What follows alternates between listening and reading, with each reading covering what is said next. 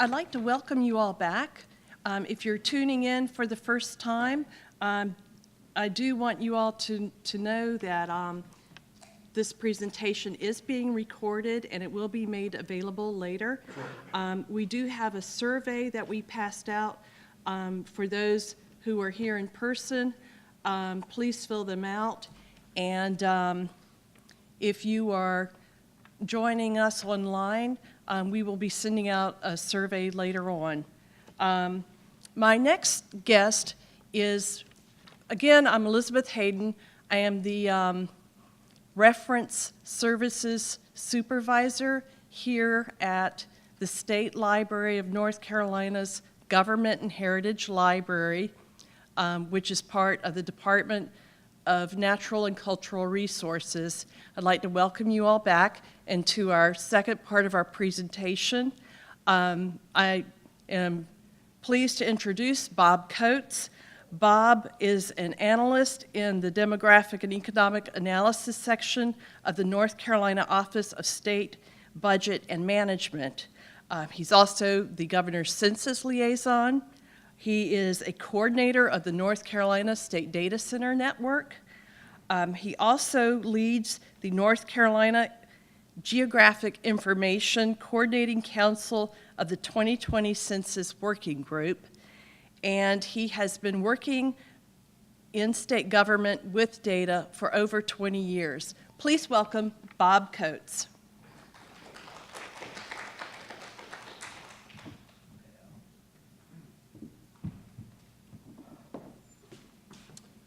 Hi everyone, thanks for having me here today, and also during the break I was able to take a little wander over to the State Library. So for folks who are in the Raleigh area, North Carolinians, that's a great resource. I encourage you to come by and check it out. As Beth mentioned, I wear a couple of different hats within state government here in North Carolina, working with different types of data. So what I thought we'd do today is to talk a little bit about three main topic areas. The certified population data from the State Demographer of North Carolina, who's a colleague of mine at the Office of State Budget and Management. Talk about the Login to North Carolina, or LINC, online database. And also, I hope you've all heard that there's a census coming in 2020. But if you haven't, we're going to talk about it some more today, and what's coming, what's already happened, and how you can plug into that. So, first things first, the State Demographer of North Carolina. There are a lot of different sources out there for population data. You can get it from the U.S. Census Bureau. You can also get it from the American Community Survey, which is a Census Bureau product. There's private company data from places like Esri and Google. Other federal agencies produce data on population, like the Bureau of Economic Analysis. And those are all great data resources, but they are all based on usually a large national model, and that's great. In the case of the U.S. Census Bureau, you want to make sure that population estimates are using the same yardstick for every state and for every community within those states, so you can do cross-state analysis. However, by virtue of using those larger national models, it means that the estimates may not be taking into account unique characteristics for each state. So the State Demographer focuses very specifically on North Carolina and uses different models, three separate models that take into account North Carolina-specific influences. So whereas the Census Bureau may need to be thinking about processes that take into account tribal populations in big western states, that may not necessarily give us a good picture of what's going on in North Carolina. The State Demographer looks at trends that are going on locally and historically has produced much more reliable estimates for what's going on with our population. So as we go through the decade, the estimates are based on the last decennial census. So that's a big reason to let's get this census right, because it's going to impact us for the next decade. But as we get closer to the next census, we've noticed that the State Demographer's estimates have been closest to the actual census count than the Census Bureau estimates, and that's because of that local focus of his estimates. Also, because the estimates are state certified, they're state certified for a reason. The state uses those certified estimates to distribute state funds for things like Powell Bill and other resources. So currently it's about $205 per person per year in state funds based on the State Demographer's estimates that are distributed. So what goes into the estimates? I mentioned that the state demographer uses the last decennial census count. Why? Because that's the biggest survey that we have. It's the best count that we have. So that's an added incentive for all of us to be counted in 2020, because missing folks then not only impacts our federal figures, but it impacts our state figures as well. Then the state demographer inputs into his model data from vital statistics, local vital statistics, data on births and deaths. And then he takes into account his own survey that he does each year, tracking any changes in municipal boundaries. That's going to impact municipal population. Also looking at building permits, are there new residential structures? And he also surveys group quarters, and Michelle mentioned those earlier. Group quarters are group living arrangements where folks live for an extended amount of time. Nursing homes, prisons, college dorms, military barracks, those are all examples of group quarters. So all of those and other things go into the state demographer's model, and what comes out are certified estimates for the state, county, and municipal population estimates each year. Now, these are municipalities, that's incorporated places, and when we start talking about the Census Bureau, we'll touch on CDPs, which are census-designated places. Those areas are not incorporated, and they're not included in the state demographer's estimates. On top of those certified estimates, the state demographer projects populations by age, race, and sex for the state and counties. He does not project municipal populations because municipal boundaries are so dynamic. And that being said, one of the things that are constant with all data really, but especially with the state demographer's data, is change. So these are all estimates based on the last census count. So as he reviews the estimates, as he gets feedback from local governments, as he gets additional inputs, and as we get to another census, the state demographer can go through and revise counts, and as we have a decade between two censuses, he will smooth the counts to make them more in line with the actual counts from the census. So from year to year, you may see some fluctuation in estimates, and that's part of the state demographer's normal process. And since that was such a good slide, I put it in twice. Sorry. All right, so when the state demographer releases his data, and the initial data for 2017 has been released, the standard releases, the certified products will come out a little later, but there will also be a highlights document that he produces with his data, and these are some captures from that publication. So this shows population change in North Carolina. North Carolina, as you've probably heard in the news, one of the fastest growing states in the nation. We're 9th largest in population now, closing in on being 8th.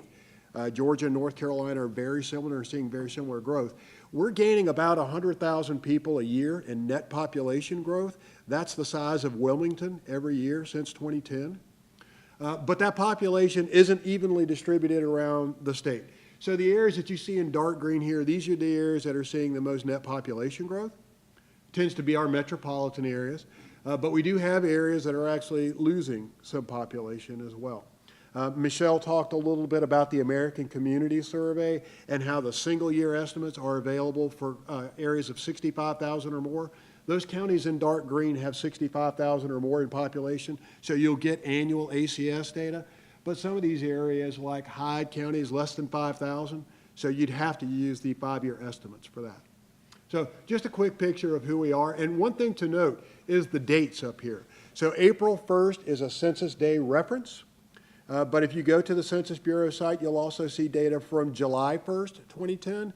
That's the Census Bureau's estimate base. So anything that's April 1st is a decennial census reference.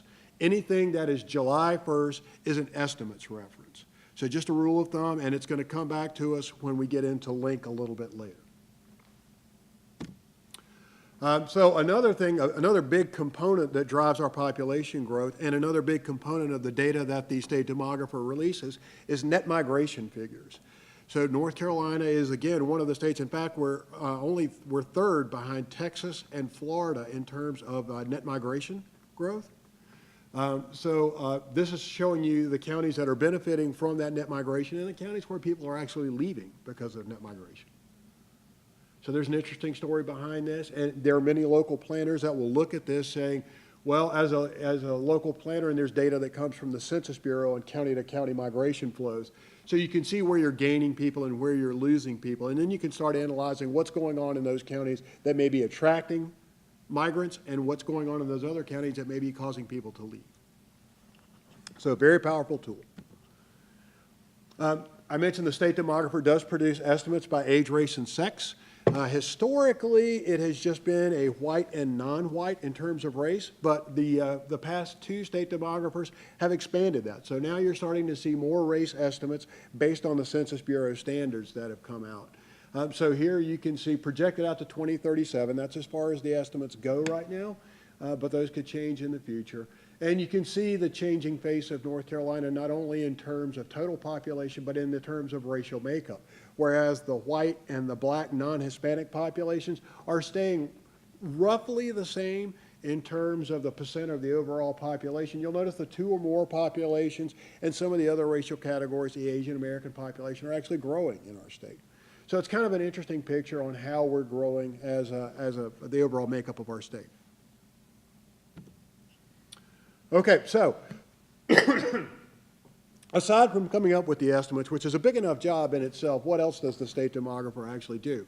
So he does his annual survey that I mentioned to local governments, and that feeds into his survey. He's also North Carolina's representative to another partnership with the U.S. Census Bureau, the Federal State Cooperative for Population Estimates and Projections, or FSCPE.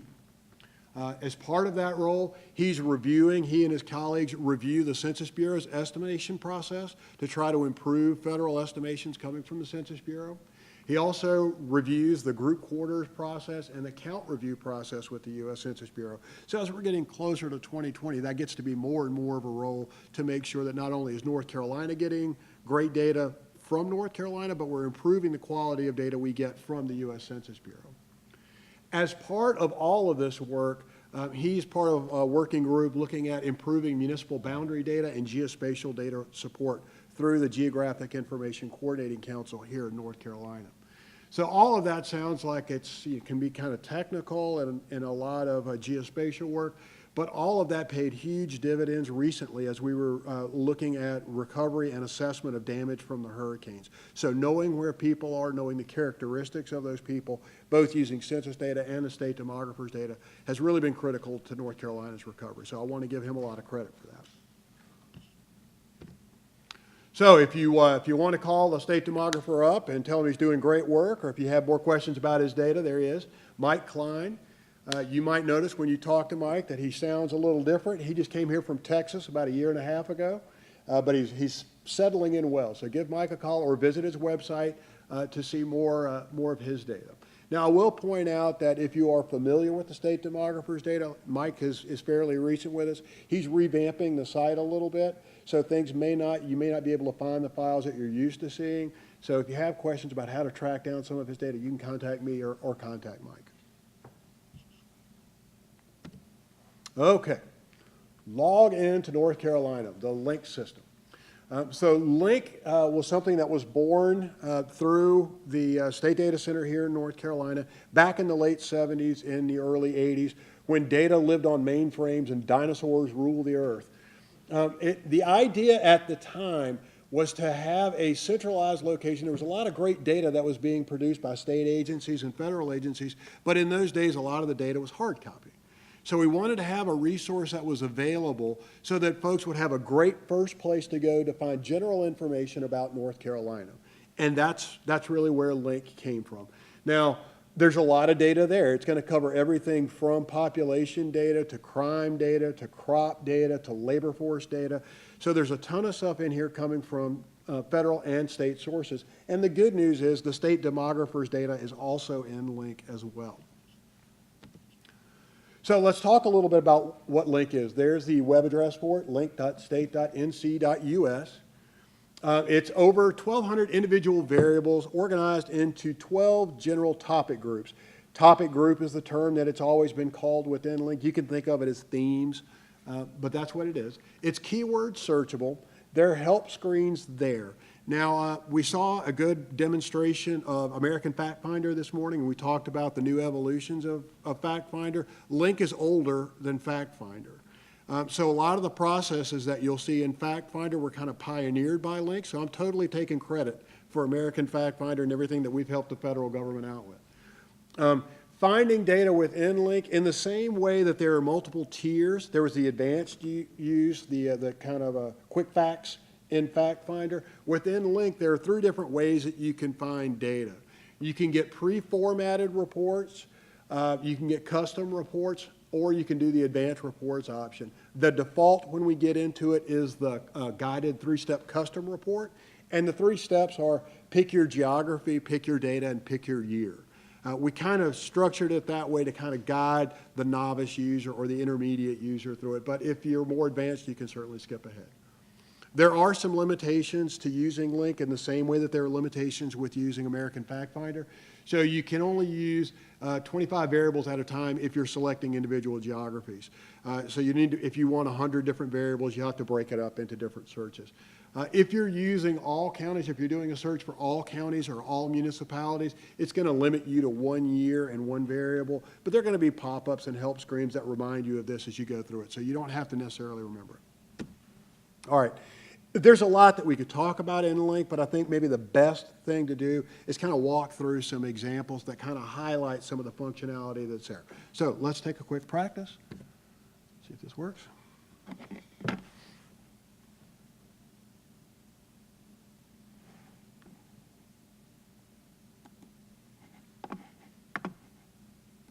Okay, so if you go to LINC State NC US, this is the landing page.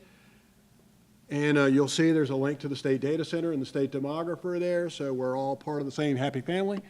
I hope it's obvious that there's a Start LINC Now button here, so this isn't actually where LINC is, but this is where you start it. So when you click that, you go into actual LINC itself. So this is the landing page. And you'll note that, yeah, you're in an old frames environment. Bear with us on that. So at the top is the banner frame, way up here. At any point, if you decide that you want to just clear everything out and start over again, you can click on the not too pretty icon right here. This is your selection frame here, or your navigation frame rather. So within that, there's always going to be help. There's going to be an email link where you can contact the LINC team. There's a what's new that'll show you the latest variables that have been added, and within that area you can set a time frame. So the default is 30 days, but if you want to see the stuff that was added specifically in January, you can put in a date and it'll show you what was added at that time. It lets you know that you're in the custom report layout. You have options here for choosing your geography. The geography options by default are counties over here in the state, but you can also look at municipalities or regions. And those regions can be everything from mental health catchment regions to metropolitan statistical areas, and those MSAs have been redefined. They get redefined every 10 years on the 3rd year after a census. So there's the 1983, the 1993, the 2003, and the 2013 MSAs are in there. So we have lots of different regions if that's going to be more useful for you. We also have down here at the bottom your status area. This is your selection window, and so those are the main 4 frames that we're going to work with. So just to get a start, let's say you're someone who has no idea really what you're looking for, and you don't really know what's in LINC. So you just kind of want a good general, can you show me something about North Carolina, give me some indication of what kind of data you have. So the best place to go in that situation is a pre-formatted report. So we'll zoom over here where it says get a county or state report. That's important. The pre-formatted reports aren't available for municipalities. It's county or state only. So we click that link, and you'll see that everything gets repopulated. So on the right side, you've got your list of topic reports, and again, the topics are just themes. The first ones are general profiles, which are kind of a collection of data that could be from multiple theme areas. But after that, you'll see the topic headings: population and housing, vital statistics, social and human resources, education. Those are the general themes. So this is one of the rare occasions where a selection has already been made for you in LINC when you get here. So if you look on the left-hand side, current topic report is the multi-topic profile. So if you select anything else, county ranking profile, you'll see it changes here. So always watch that current topic report line. It'll let you know what you're going to be seeing. So back to the multi-topic profile. Let's just take a look at North Carolina. If you click on that, you'll have all the counties. But we'll start with North Carolina and click Go. And you're going to get the earliest year that data is available in that profile and the latest year that data is available. Now, the reason that 2018 shows up is because there are some data for 2018 from population estimates, but there's not much else there. So I'm going to choose 2017 just to show you a populated profile. So not real pretty, but you see we've got population data, there's labor force data, there's payroll data, new industry employment, farm cash receipts, work first recipients, and then you've got your data point on 2017. Now, you'll notice in some of those fields there's some words that say no data. I don't know if you can read it from the audience. No data means there's a differentiation in LINC, that zero, the number 0 is a value. So if the population in a given area is 0, it'll say 0. If the population wasn't reported for an area, they just didn't give us any information at all, it'll say no data. But for some data series, they might say, well, the population is between 15 and 500. They give you a range, or they give you a suppression code. In those cases, we don't load a letter code or a range. We just leave the field blank. So there's a difference between no data, 0, and a blank field. So a blank field means there was some sort of data given, but it wasn't a specific point. No data means no data was reported, and 0 means the value is 0. So that's true across LINC. Now, the other thing about LINC, Michelle had talked about metadata this morning, and within LINC, what you see on the left-hand side, the text is the data description, is the variable name. After LINC, you'll see a dash, the letter V, and then some numbers. That V stands for variable, and the number is the variable number. Back in those dinosaur days, you had a catalog with the variable number, and you had to input that number to get the data. So for legacy purposes, we've kept it. If you find yourself using the same variable number multiple times, you can use that in the advanced search. So you can just pop in the variable number without having to look for text. So it's important to have it there. On any LINC result, on any profile or any report that you run, the metadata, the data description for each variable is always added at the bottom of the report. You don't have to read it. You can ignore it. You can misuse the data, but you can't say we didn't tell you what the data meant. So it's always there. And for a big profile like this, for each one of those, there's going to be a definition. So this can be really, really long.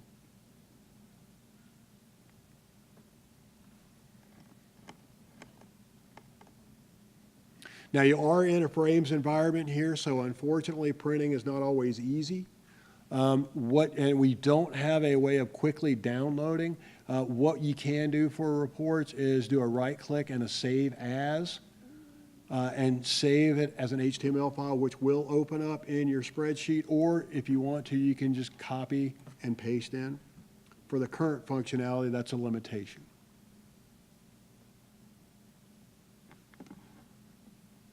Okay, so that's using a pre-formatted report. Also, this kind of has a nice feature. If we had pulled a county up, it would give us the county seat and the elevation. So there's some nice geographic information that's there.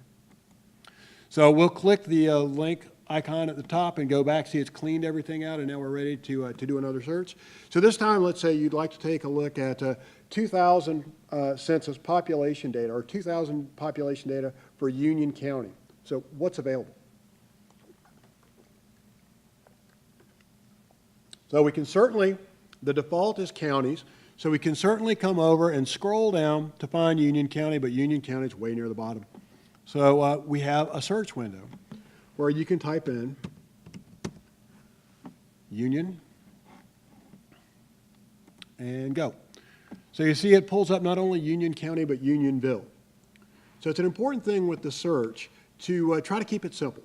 If you get too specific with what you're looking for, so if I were to type in Wake Forest, it would find Wake Forest, the town, but it wouldn't find Wake County. So if you're not sure exactly what you are, keep your searches simple to give yourself as many results as possible, and then narrow it down. So we'll select. Now, it looks like we've got Union County here, but it's important to keep an eye on our status bar here at the bottom. If you don't see, right now, nothing has been selected. Sort of like an American Fact Finder, the box in the upper left-hand side. If you don't see information in here, it hasn't been selected. So we're going to click on Union County, and now we see Union County popped up here, and we also have a geographic identifier that popped in here. This, again, is one of those legacy things back to the old system. But if you find yourself needing data for the same counties or the same municipalities, if you can, for me, I just know the codes now, so I can pop those in. So if you find yourself using the same geographies, you need the code rather than the name. So as I mentioned, the custom report is a three-step process. So we've selected our geography. That's the first step. Now we click Continue. And now we are in the data items area, and we're defaulting to that first topic group, which is population and housing. If we're not sure which population item we need, we can click the pick list, and we'll get all 12 of the options, and you can pick the area from there. But we're specifically looking for population information here. And so we look over, and under total population, we say, well, there's a couple of options. So what's the difference? Each one of these, I don't know if you can see it from where you're sitting, is a link. So if you click on that, you're going to get a pop-up with the metadata for that variable. It'll let you know the earliest year we have data, the latest year we have data. Is it a stratified variable? We're going to get to stratification in a little bit, so be patient. Where the data comes from, Office of the Governor, this is state demographer data. Does the sum equal the state county? It may not, because there have been revisions. And if you have any, it lets you know that it's available for states, counties, municipalities, municipal parts, and county balances. We're going to get to that soon. And it gives you the full description of the variable. So if you're ever not sure, go ahead and click on the highlighted link and get the description. So if we're still not sure which one we want, we'll click all of them. Let's do 501, 304, and 6001. So now we see that they've popped up down here, so that means they're officially selected, divided by a comma. So if you get to the advanced search area, if you kind of are using the same variables all the time, just know that you can pop them in right here, divided by a comma. You don't have to go through the checkboxes. And then we'll continue. Now we have all the years that are available for these variables. So we wanted 2000 and report. So we get all the metadata here. We get Union County, the year 2000. So we see that the Bureau of Economic Analysis says that the estimate of Union County in 2000 was 125,573. The state demographer's original count was 123,772. And the Census Bureau's count was 123,667. Now, for variable 5001, and if you read the description, for years that end in 0, that's going to be the adjusted census count. For all other years, it'll be the state demographer's count. So why is 5001 and 6001, why are they different numbers if they're both census counts? The 6001 variable is the variable that was released when the Census Bureau released the data from that census. For 3 years after that, local governments had the opportunity to challenge census counts based on procedures. So if there was a correction, the Census Bureau didn't reproduce the books. They didn't reproduce the data. They sent out an errata file saying, we changed these populations. In LINC, we do the change for you. So the actual census count for 2000 is the 5001 variable. The 6001 variable is the error variable here. So if you see a difference between the two, 5001 is always correct. Okay? All right, so that was fun. So what about, can I get 2017 and 2018 population distribution within Guilford County? So the answer is yes, LINC will do that for you. So we'll stick with our custom report here because it has what we want to show off. You'll notice under the first option for counties is an option that says include all sub-county areas.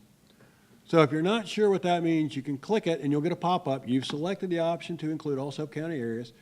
It's valid only when you select an individual county, and it will be ignored if you select all counties. So this is an example of some of the pop-ups that are there to help you in LINC. So we know we've selected sub-county areas, and we've got subcode down here, but we haven't selected a specific county, which we need to do. So we'll come down to Guilford, select it. So Guilford's always County 41.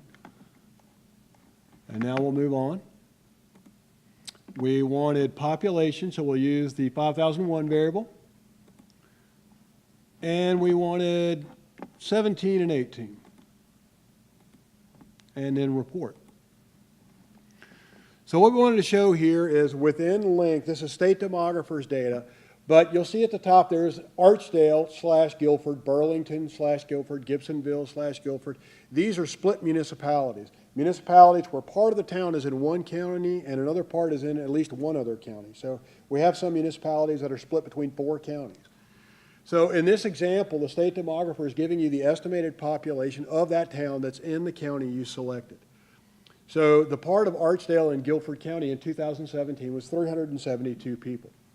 If you look farther down, like we see a Gibsonville/Guilford, 3,566 people of Gibsonville lived in Guilford County. A little farther down, we see Gibsonville total. You get the total municipality if the majority of that municipality lives in that county. So most of Gibsonville lives in Guilford County, so you get the total population for Gibsonville and you get the Gibsonville part. We don't see another part of Archdale because the majority of Archdale is in some other county. And then at the bottom, you'll see Guilford County, that's the total county population, and underneath that, the county balance. The county balance is the part of the county that doesn't live in any of the incorporated towns. It doesn't necessarily mean rural, it just means that it's not municipal population.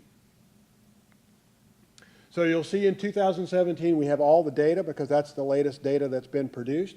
In 2018 you see a lot of no data because that's projected data based on the 2018 estimates. So we have a projected county population for Guilford, but we don't have anything else because municipalities aren't projected. So that's what's there. That limitation is spelled out in your metadata. So just to give you an example of what types of geographic coverage are available within LINC. All right, let's go back and try something different. So what if you're planning a preschool program in Alamance County and you want to see what the projected preschool population would be in 2025 to see if it's a sustainable program? All right, so we'll start at the landing screen here. If we knew the variables, we could pop them in at the bottom. But we know we're going to be focusing on Alamance County, and that mysteriously happens to be at the top of the list. So we'll check that and move on. And we know that we're interested in the preschool population. So preschool, what does LINC have for preschool? Let's use the search window. Did I spell right? Yep. And nothing comes up. So LINC doesn't have any information about preschoolers. That's really weird. So what about if we typed in age? Oh, look. There's age 0 to 4, which is a preschool population. So that's an example of the search can be a little tricky if you might need to experiment with a couple of different keywords. Another good example is disabled or handicapped. Depending the word that you use for a search, there may be data there, but maybe you've used the wrong keyword or maybe you've gotten too specific with the keyword. So keep it simple and see what your results are. So we use the word age here, and we got all this data, and we see stuff that says stratified here, and then we come down and we see more data that says males and females by age, and then we come farther down, and we'll see building permits for residential garages because there's AGE at the end of garages. So it's searching within the whole word. So make your life simple at first. Keep the search simple, and if you need to tighten it up, you can. So for our purposes, this sounds like it might be potential for us. So we can come down here and click on this. A little quick tidbit. If you see something that starts in the 6,000 range, that's a census variable. Either decennial census or American Community Survey, and we know those aren't projected out to 2025. So I could click on this and read the metadata, or I could just know that census stuff isn't projected out that way. 4,000 series, that's state demographer data. For the county, we know he does project it out, so that sounds like a better hit for us. So let's go ahead and select 4001, and then we'll continue, and we want to see it for 2025, and then we'll do our report. Now, we only selected one variable, but you'll see that that variable has been stratified into male, female, white, and non-white. So there are, not all the variables in LINC are stratified, but if you see stratification, it means that somehow or another that variable has been cut up into different facets, so you're going to get more than what you necessarily ask for. There is a topic report, the population by age, race, and sex report. That is all the age categories for this data. And again, it's state demographers data. So you can get this from the state demographer site, or you can come to LINC.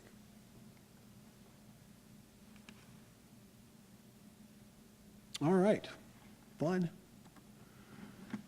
So let's say that you want to open a Tesla dealership, and you want LINC to help you out by telling you which towns in the state may have the most liquid income to be thinking about buying Teslas. What kind of that data, what sort of data is available in LINC for that? Okay, well, maybe you don't know who reports the data. Maybe you don't know what topic group you're going to be in, but there is this link here that says browse all LINC. Wait a minute, have I jumped? I did. We're going to save that till the next one. So we're going to keep the custom search. This time, we know we want to look at municipalities, so we can click down to municipalities. It'll repopulate. And the first checkbox is all municipalities. So if you click that, it gives you the pop-up. You're limited to displaying 1 year and 2 data items. So the pop-up is there to help you, which is fine. We only want 1. And if you look down here, all muni is the shortcut. So if you want to remember that, all muni or all co for all counties, you can pop that in. And so then what we'll do is we'll move on to the next step.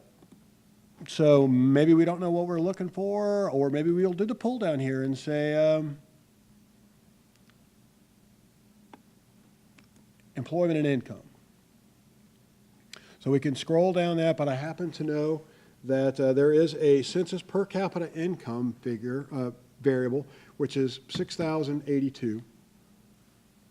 I could search for it, or I could put it in right here. 6,082. And if I click continue, that's a census variable that was updated with the ACS data from the 5-year estimates published in 2015. One of the questions that came up earlier was about comparability of ACS data. Because we know there are some counties in the state that have less than 65,000 in population, they only get 5-year estimates. To make sure that you're not overlaying your sample pool, it's best to use 2 completely different sample sizes. So if we look at the 2015 5-year estimates, that's a completely different sample than the 5-year sample that was published in 2010, and it'll be different than the 5-year estimates that were published in 2020. So it's just a best practice. There is data between those 2 points, but we don't want to overlap. So we'll take a look at 2015 and report. Okay, so we selected all municipalities. We selected 1 variable and 1 year. When you do that, you open up a couple of options for yourself. Right above the data column, you'll notice the word rank. So if you click that link, it automatically ranks from largest to smallest, with the exception of Delview and Fontana Dam, both of which have populations less than 25 and weren't incorporated at the time with all of 2015.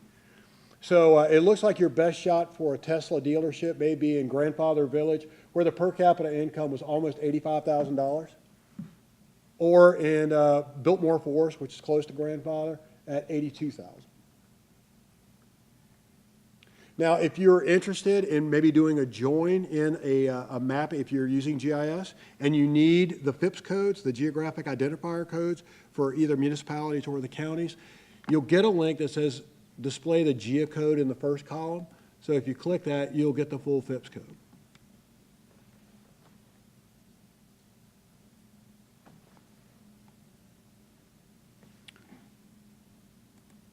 All right. So what if, and since we've got some friends from the Department of Commerce here, what about unemployment data? Is there any data on that in LINC? It turns out there is.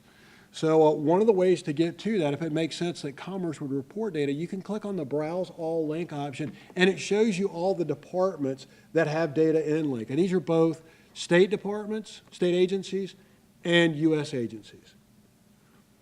So it sounds like Commerce might be the place to go. So if we click on Commerce and then go, you'll see all the variables that are in LINC that have been reported by Commerce, and you can click on any one of these and get the full data description with the earliest year and the latest year of data and whether they're stratified or not. So we're interested in unemployment rate, and we see that we've got annual data here, but we also see that we have monthly data here. That sounds fantastic. So let's grab the unemployment rate data, and we want it for, we can say, let's just go with all counties. We could pick any place that we want, but we'll go with all co. We haven't checked the box here, but what matters is what's down here, not necessarily what's checked. So if you have it popped in here, you're good. Oh, but you know what? Let's just go with North Carolina. So North Carolina is 0, and then we'll pick the latest year. So we picked one variable, but we got monthly data for every month in that year. So if we had selected 2017, there'd be 12 months worth of data there. So it's an example of a different type of stratification. All right, one more quick example, and then we'll stop this. So what about if you want to evaluate Orange County's SAT scores over time? Is there anything in LINC that'll help out with that? Well, yes, there is. So we'll scroll down to Orange County. Check it. It shows up here, 68. That's great. We have to go up to continue. So it sounds like SAT scores would probably be in the education group. So yeah, we have enrollment stuff. And then look, there's SAT scores. But we notice there's a couple of different SAT scores. If we click on the pop-up again, we'll find out that, well, this SAT score started in 2017, and that's the latest year of data. So what happened is there was a redesign in how the SAT was being administered and how the grades were being reported.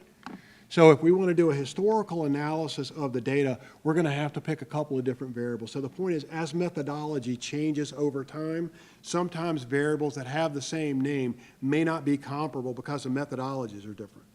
So you'll have to pay attention to the metadata and pick different variables and understand that they may not be comparable. This is true of the SAT scores. It's also true with a lot of economic data, as the standard industrial classification code system was done away with and they moved to the North American Industry Classification Code system. What sounds like manufacturing may not have been manufacturing as those two change. So you'll see a lot of differences in codes to reflect this change. So just keep it in mind. And we'll go ahead and pull up the redesigned SAT score total and the grand total average.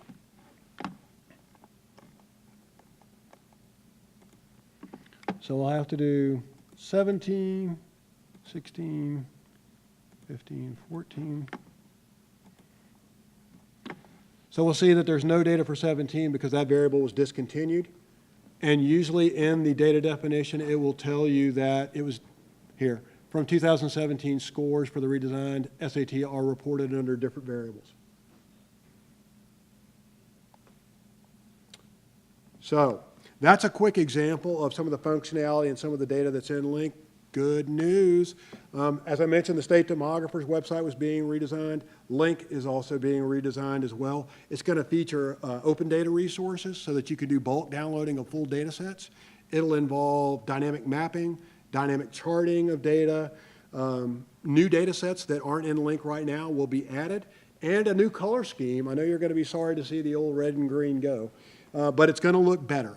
And it'll be more powerful and it'll be more friendly to the current state of technology in the data using world. I wish I could say this is going to be available tomorrow. We hope to have something available by next spring. But if you keep an eye on the LINC site, nothing is going to go away. There'll just be new data and a new look and feel. And that'll give us an opportunity to come back and show off the new functionality. So stay tuned on LINC.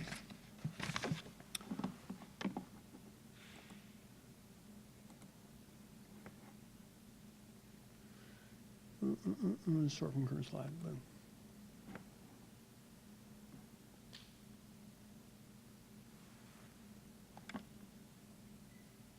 Fantastic. All right. Yesterday was the first meeting of the North Carolina Complete Count Commission. Governor Cooper signed an executive order on Tuesday, the 22nd. So this is very fresh news. So I'd like to talk to you a little bit about what's going on with the 2020 census, and hopefully everybody here is aware of it. But what I want to talk a little bit about is why it's important, what's gone on so far, and what the next steps are, and why, how everybody in North Carolina should get involved. So first of all, why do we care? Well, we just talked about the foundation of the state demographer's data is the census. So if we get that wrong, then our numbers are off there. But the census impacts three big areas right off the bat. Number one, it's our voice. It's required by the Constitution for apportionment in seats in the U.S. House of Representatives. As of about 2014, 2015, it was looking like North Carolina comfortably has another congressional seat coming. If we do a really, really great job in counting everybody in North Carolina and other states don't do as good of a job, it's possible that we could get 2 seats. So what that means is the interests of North Carolina are better represented, our voice is heard louder in Washington. The other part to that, and of course those numbers also will drive redistricting in the state, so we'll be going through that after the census numbers are available. The other part is our tax dollars. If you buy a bottle of water or anything, you're paying your taxes, and the census drives the redistribution or brings those tax dollars back to your community, those federal tax dollars, back to serve your needs. So the George Washington University School on Public Policy did a release last year looking at an older study done in 2009, and they found that about $1,623 per person per year just in North Carolina were being redistributed based on census numbers in some way, shape, or form. That's driving things like Medicaid, low-income health, low-income heating and energy assistance program, a lot of foster care programs. So there are a lot of programs that rely on good census numbers. Missing anyone means that those dollars are going to go somewhere else. So we want to make sure that that $1,623 comes back to North Carolina. And again, the state demographer is, we're apportioning about $200 per person in state funds based on those same figures. So that's a lot of money going to our communities, and we want to make sure we get it right. For the planning community, the census is the biggest survey that is done in peacetime. It's the biggest operation that the U.S. government does during peacetime. And it's the biggest, most accurate picture that we get of who our communities are. And that data is important when you're thinking about, do we need more schools in an area? Do we need more electricity? Do we need more water? Businesses are looking at this to determine market. Do we need to put another Target or a Walmart in that area? Does this area need a grocery store? So making sure that we're giving our planners and the economic development folks the best picture possible of our communities. We get one shot a decade to do this, and this is the foundation of ACS as well. So it's really, really key that we get this right for our own sake. It's not about what we're doing for the U.S. Census Bureau. We're doing this for North Carolina. Another key thing was this was a very key resource during the hurricane recovery. So having data at a very granular level of finding out where folks were, maybe which ones were over 65 and might have mobility issues, which ones may not speak English in an area, the census was really key in helping us with our recovery. So what have we done so far? The GICC, the Geographic Information Coordinating Council, has been really instrumental in working on helping us get ready the geographic foundation on which the census is going to operate. We've participated in the Geographic Support System Initiative to update the census address list, the local update of census addresses program. We're still in the middle of that right now. And the boundary annexation survey. All of those create the geographic foundation on which the census functions. We conducted, the state demographer, myself, and some friends from the Census Bureau, did 15 workshops over the late last fall and early this year, talking about LUCA and census preparation and promotion. And we're planning to do another round maybe later this year or early next spring to talk about complete count committees, boundary verification, and the participant statistical areas program. Staff from the Census Bureau have also been meeting with mayors and county commissioners. They met with Governor Cooper, and they're going to continue to be doing that. So as you go back and do your regular job, you may get calls from people who said, hey, the census is supposed to be coming in 2020, but I just had a visit from someone from the Census Bureau. What's going on with that? They're trying to make sure that we're doing the best job possible in getting folks prepared and motivated to be counted in the census. So what has the State Data Center been up to? We've been spending a lot of time communicating, letting the administration, North Carolina leadership know what changes and what programs are coming for the census. We've also been working through our affiliate network to keep local leadership county commissioners, mayors informed, using listservs through the league and the association, also through the planning listserv, and the listserv that's hosted by the state library. So if anyone isn't already a member of the data users listserv, I'd encourage you to get in touch with Beth Hayden and get added to that listserv. There's not a huge amount of traffic there, but as we get closer and closer to census time, knowing what data is out there and how to use that data, that's a great community to be a part of. So I'd encourage you to subscribe. In terms of participation, there are some programs that we just mentioned, and we'll touch on those in a little bit, that we've been actively engaged with. And now we're into the part where we're doing a lot more preparation and training, doing local workshops, doing webinars and streaming presentations like this, and also being a part of existing meetings. So as there are associations that are having meetings and they may want to understand, well, how do we get involved with census preparation? We're happy to be a part of that. So let's talk a little bit about some of the big programs that have impacted every county so far. The local update of census addresses. The Census Bureau is an alphabet soup, if nothing else. So LUCA, as it's called, is a once-a-decade opportunity for local governments to look at the address list that the Census Bureau has for their area and make sure that all those addresses are there. That's residential addresses and group quarters addresses. And this is important because that's how the Census Bureau gets those questionnaires out to addresses. So as of the cutoff day for LUCA participation, we had 89% participation in the state. So those areas that are green said, yeah, we'll participate. Those that are red said we will not participate. And the areas that were in white just didn't answer. So the state tried to fill in the gap for the red and the white areas. So we did provide some information there. But those areas that are in red and white, those are areas that may be at risk for some potential undercount, simply because the address list may not be 1,000% accurate. The Boundary Annexation Survey, or BAS, is an annual survey to try to capture any municipal boundary changes. Have there been annexations, incorporations, unincorporations? This is fairly well participated in by the local governments. We have a state certifying official that makes sure that we're all on board with that. But that's going to be starting up again in December. There'll be mailings out to all the local mayors and county commissioners. And also at about that same time is the Participant Statistical Areas Program. This is something I hope every local government in the state participates in. Everything else asks the local governments for information. Can you verify your boundaries? Can you verify your addresses? This is where the local governments say, look, when we get our census data back, we'd really like these areas defined. We'd like our county divided up into these census tracts. And a census tract is roughly about 4,000 in population. And we'd like those census tracts divided up into these block groups, and a block group's about 1,500. And so if you're planning development in a certain part of the county, you might want that development area or that planning area designated as a block group, and you'll get data for these areas for the next 10 years annually through the American Community Survey, as well as from the decennial census. So define the areas now and then get the data for the next 10 years for them. Also, there were questions about state-defined and federally defined tribal areas.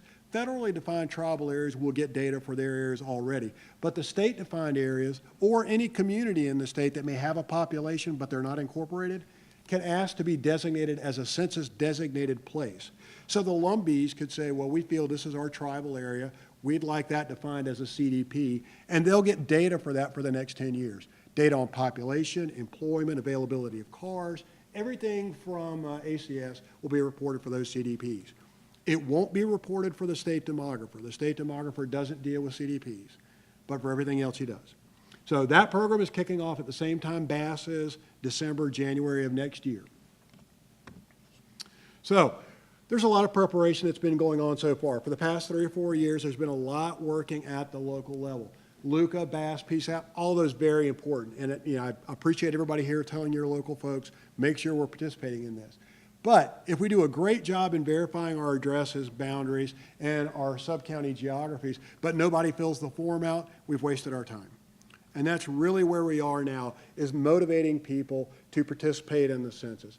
And the Census Bureau's tool for that is the Complete Count Committee. And we'll talk a little bit here about timeline. So everything that we've talked about so far involves a lot of work for local governments. In terms of the general population, census questionnaires are going to be printed by next June, or starting around next June. As we get into the census advertising budget really kicks in at about the same time. So you're going to start seeing more materials from the Census Bureau, ads on TV, things like that, starting in June and then ramping up. Super Bowl in 2020 will probably have a census ad in it again. So they have a plan that's worked out, but it's not going to be starting until about that time. Census questionnaires, they're going to be postcards. For the first time, they'd like everybody to respond to their census online or on your smartphone. So they'll send postcards out beginning in February, March, encouraging folks to fill out your census. You can fill it out right then. You don't need to wait. The reference day is always April 1st. So April 1st, 2020 is Census Day. They're asking you the questions, where did you live as of April 1st? If it's going to be the same house and you're there in March 1st, you can answer right away. If you don't have internet at your home, we would like to kind of corral the local public libraries to be great access points. So if you don't have internet at home, but your local public library does, you can go to the public library and fill out your census questionnaire. Hopefully we'll have materials there saying this is important, fill it out. Nobody's going to tell you how to fill it out, or you should say you're this old or this race, but they should say you can fill it out on those computers over there. If you don't want to fill the questionnaire out online, if you have concerns, you can wait and you'll get a paper questionnaire in the mail. If you wait a little too long, you'll get somebody that comes and knocks on your door. But that probably won't be starting until maybe mid-April or late April at all. So that's the general timeline. To get folks ready, to save the Census Bureau money, they want people to respond to their questionnaire as soon as possible. And to do that, they're looking for local trusted voices to tell people why it's important to your community. And that's what the Complete Count Committee really is. So the census staff have already met with the leaders of the largest municipalities and some of the not so large municipalities across the state. They have partnership specialists. They'll be hiring more that are going to be doing more of that. So more and more you're going to hear a census presence, and businesses will start being visited by these folks saying, hey, we'd like you to be a census partner. But anyone can form a complete count committee. There could be campus-based complete count committees or faith-based complete count committees that get started out of a church, or neighborhood complete count committees. No two are going to be identical. Some are going to be state-based. The one that kicked off yesterday is state-based, county-based. But no two are going to be identical because no two communities are going to be identical. The idea is you want to make sure that everyone in your community sees the importance to them about being counted in the census. And all these complete count committees, right now, there's not a game plan to tell everybody what to do because each one's going to be different. A tribal complete count committee is going to look different than the state one. But all of them should be assessing, planning, budgeting, and communicating. So the American Community Survey produces a wealth of data, and the Census Bureau uses that data to come up with some general tools to help complete count committees assess what the risks are in their community. And they found that there's a couple of high items that tend to be good indicators of at-risk populations. So recent migration, people that have moved in the last year tend to be missed at a higher rate. So if your mail's usually going to Virginia and you just moved to North Carolina, maybe you'll miss your form. So we want to make sure that recent movers are counted. Poverty. If you're having a hard time making ends meet, you may not be too interested in taking time to fill out a form. Although a lot of the programs that use census data are poverty related. So it's actually more important for those folks to fill the questionnaire out. Linguistic isolation is the census term. Folks that don't speak English at home as their primary language may have a hard time reading a census questionnaire in English. The good news is there's plenty of language support. There are over 50 languages, and the plan is to have language support in over 80 languages. So there will be assistance in getting folks the linguistic help that they need. We just need to make sure that they don't feel left out. Race. Numbers have shown that African American males between 18 and 35 tend to be missed at a higher rate than others. So there needs to be outreach to that community to say, you folks count and we need you to be counted as part of the census. Literacy. There's nothing on the census questionnaire that says, are you illiterate? Because it's a written questionnaire, and if you can't read it, you can't fill it out. But the lowest educational attainment category is less than a ninth grade education. What we've noticed is that communities that have a higher degree of low education are folks that are usually missed on the census. So we need outreach to those areas as well. Preschool age kids. Kids under the age of 5, especially if we're dealing with a Hispanic population or non-white population, those groups get missed at a higher rate. These aren't the only communities that get missed, but these are the ones that kind of wave red flags that are consistently missed at a higher level. So because of that, the Census Bureau has released a couple of tools to help folks track where they might be at risk. The first is the Census Planning Database. And it looks just like this. It's downloading a big bulk data file that's available at the sub-county level that hits all of those broad topics, but in much more detail. So if we're talking about linguistic isolation, it's not only going to tell you those households that speak primarily Spanish, it's going to say those ones that also speak Chinese and Urdu and Hindi and German and French. It's going to be everything in there. So it might give you a lot of real specific detail for local planning, but at a 5,000-foot level, maybe a bit much. But these are all based on the ACS data. It's a valuable resource, so if you really like pulling the data down and wading into a lot of data, go there. But there have also been some really sharp people that have created a couple of tools based on that data visualizations. So I thought I would just give you a quick demo on those. The first one is called the, let's see if it'll open up here. There we go.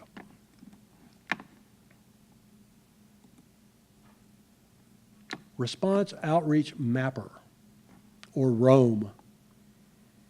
So it's census.gov/ROAM to get to it. The good thing about ROAM is that it features a low response score estimation. So the Census Bureau has looked at a couple of other indicators, including past mail response rates to the census, and they've come up with what they estimate the low response score would be for any area that you look at in ROAM. So those areas that have a higher LRS score, low response score, those are going to be areas that you want to take a look at in terms of outreach. Okay, so you start off in space, and then you can zoom in. And you'll see that you're looking at sub-county areas, tracts. The areas that have the darker color are the ones that have a more at-risk population. So if you click on it, so the low response score here is almost 30%. The population is about 5,000. So if we start looking down at some of the data, so there's 41% of this block, of this tract didn't graduate from high school. So that may be one of those, not necessarily literacy, but we also start looking at racial diversity here. It's 50% Hispanic. So there may be a linguistic isolation there. So this just gives you kind of a very broad picture of that planning database data. Helps you isolate the areas. If I'm part of the Chatham County Complete Count Committee, this might be an area that we really want to focus our outreach on. So another tool that they have is the Census Engagement Navigator. That really needs a better name, but that's what they call it. Oh no. So if you click and zoom in,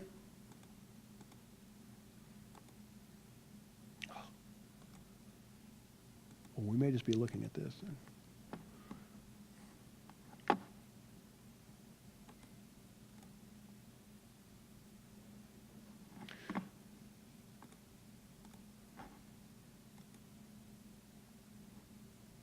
Okay.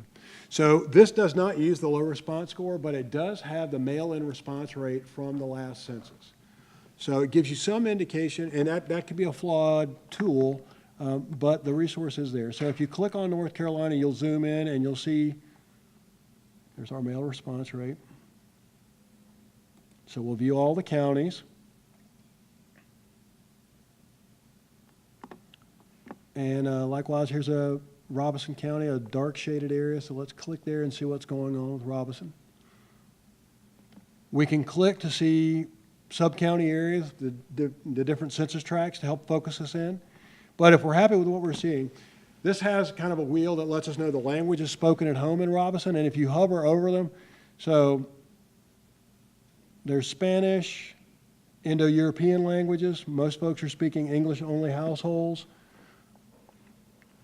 But it gives you a quick dashboard view of some of the high-end metrics for that area. So a combination, looking at the Census Engagement Navigator to get a quick demographic view, and then looking at ROAM to get that low response score will really inform you about where the areas of most at risk are in your communities.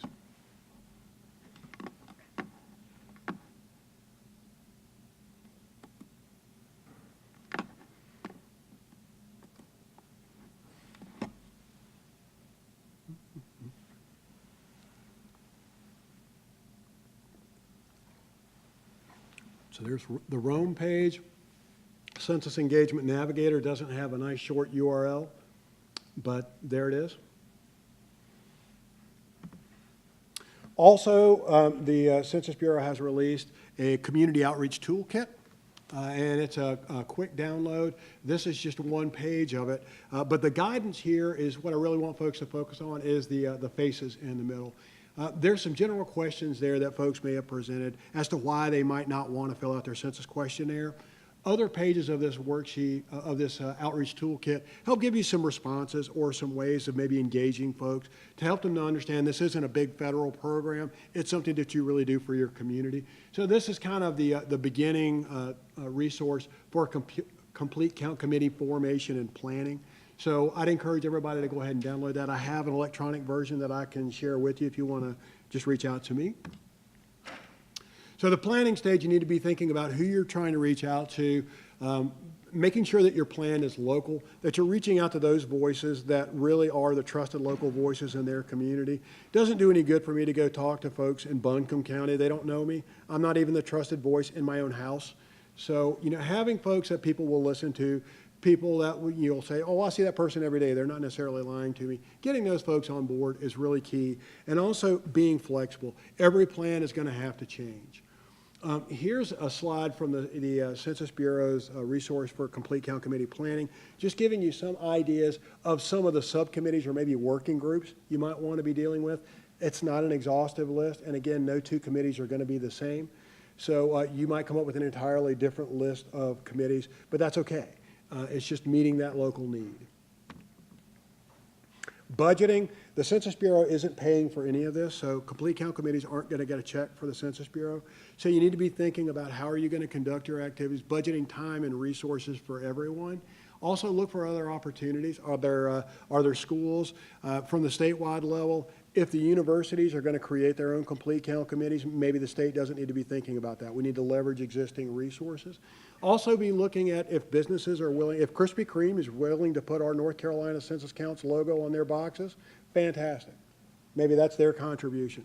So looking for ways of doing promotion and also talking back and forth, finding out what's working and what's not working, sharing ideas, really key. But that budgeting aspect is an art.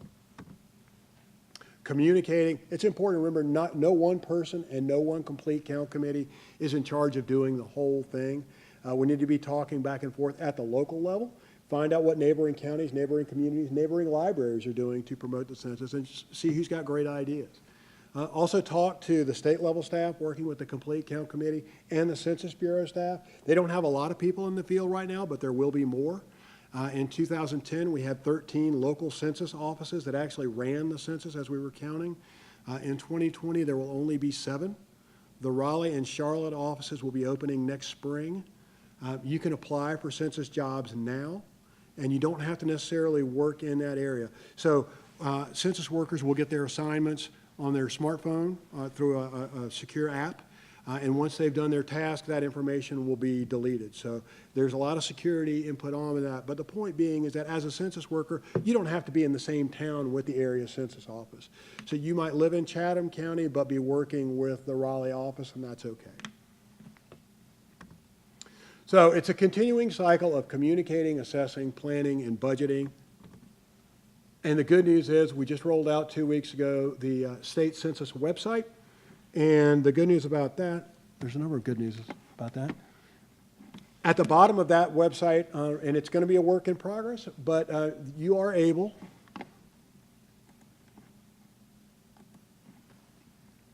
first of all, you can steal the nice North Carolina logo and use that on anything that you want to send out.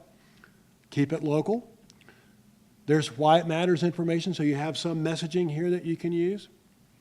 You can subscribe to different listservs regarding the census, so if you just want to be involved with the local government or the tribal or the K through 12, there are going to be different listservs targeted at different areas, so you can subscribe to those. If you're interested in starting a complete count committee and you need help or you've already started one, let us know. We're going to put a dynamic map up on the website that says where the complete count committees are and how you can plug in. If you'd like to apply for a job, that's there too. So it's census.nc.gov. It's just going to grow over time, but feel free to share that. Also, hashtag #MakeNCCount is out there. So this is, on Facebook and Twitter as well.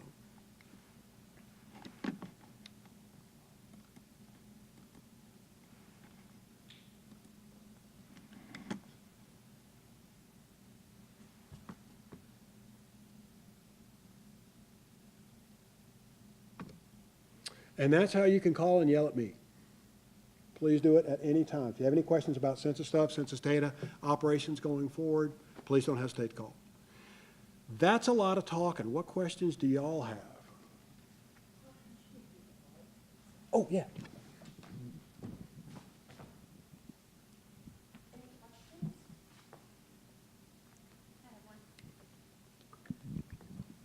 For the low response score, this might be kind of a dumb question, but I'm wondering how you can compute that. Like if you're counting how many people are not counted, how do you know who's not getting counted? That link that we showed on Rome, and I can go there real quick.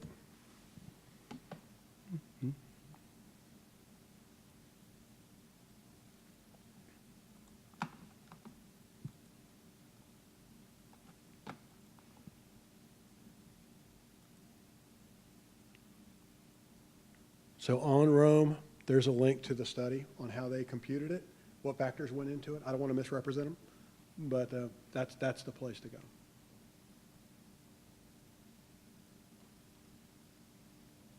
It's a good question. Okay, thanks.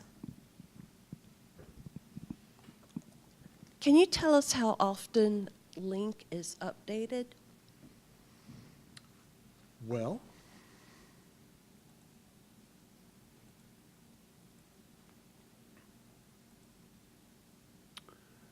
October 19th was the last time I had a chance to do anything with it.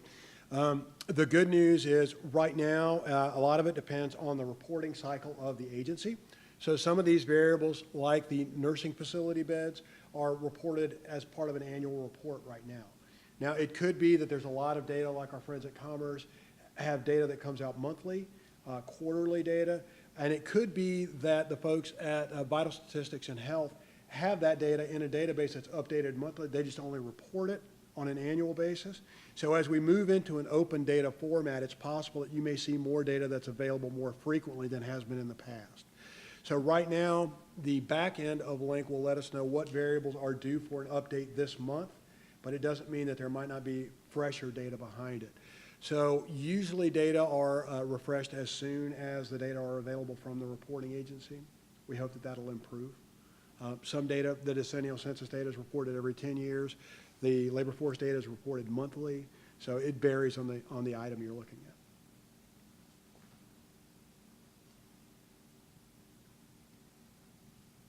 Can you tell us how the servicemen and women who've been deployed will be counted? Ooh, that's been a very popular item here in North Carolina. In 2010, there was an earthquake and a tsunami in Haiti. And we had a lot of military folks that were deployed down there for humanitarian relief. We also had people sent to Afghanistan. The census process for the 2010 census was based on the process that they used during Vietnam.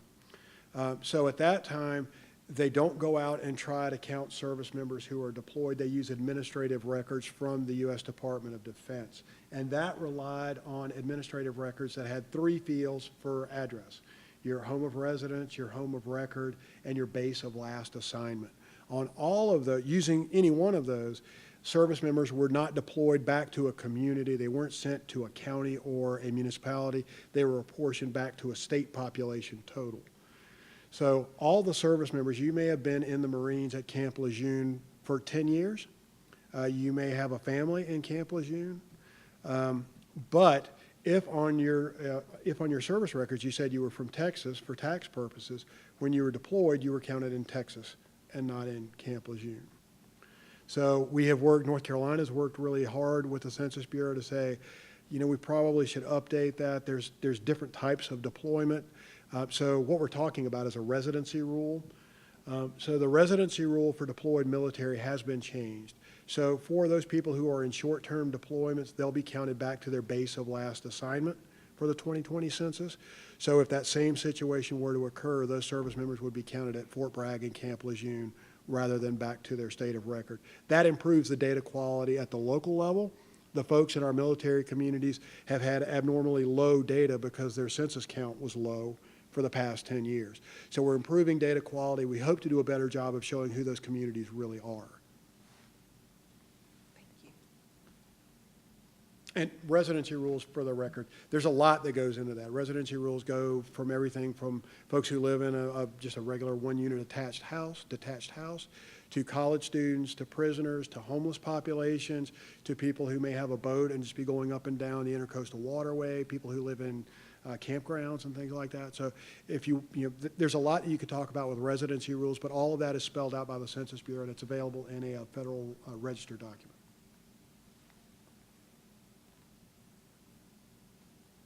Any more questions? Too much to throw. I know it's a lot to process. But if you're sitting at home this weekend and you're like, hey, I got a census question, you've got my number, you've got my email address, just contact me and I'll do my best. Thank you for having me. Thank you, Bob.